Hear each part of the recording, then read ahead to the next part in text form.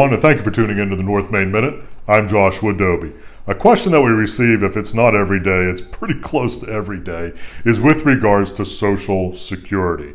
Literally just before I got on the camera with you here, I had a conversation with a client who's just entering into retirement, and we're talking through the different choices to make with regards to Social Security. But her first question was, and that's really the context of this video, is Social Security going to be around? i.e., is Social Security going broke?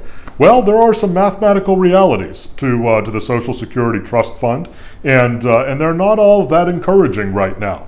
Meaning we're rapidly pushing towards a space here over the next several years where there's going to be more money coming out of the trust fund than is going into it. And so we don't know at this point what the long-term mathematical adjustments are going to have to be made, but basically it comes down to two items. There's going to need to be at some point a combination of an increase in Social Security taxes in some way, shape, or form, i.e. more money going into it, and or a reduction in the amount of future promised benefits for Social Security recipients. Now, it's of my opinion at this point that folks who have projections close to retirement or who are in retirement, that there's not going to be a negative impact to them through the balance of their years, meaning that the fund is going to be there and supplied to them.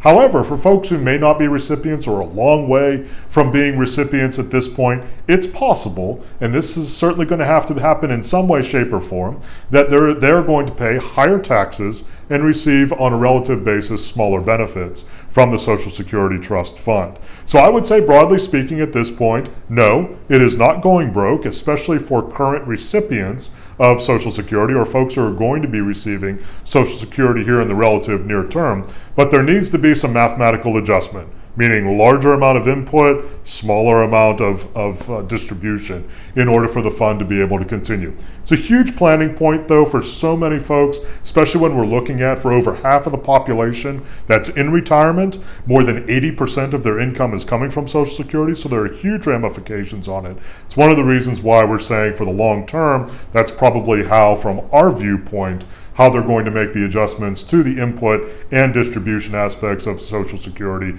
in order to make it sustain. But if you'd like to reach out to us at North Main Financial Group, talk about Social Security, perhaps your choices, you're looking at retirement.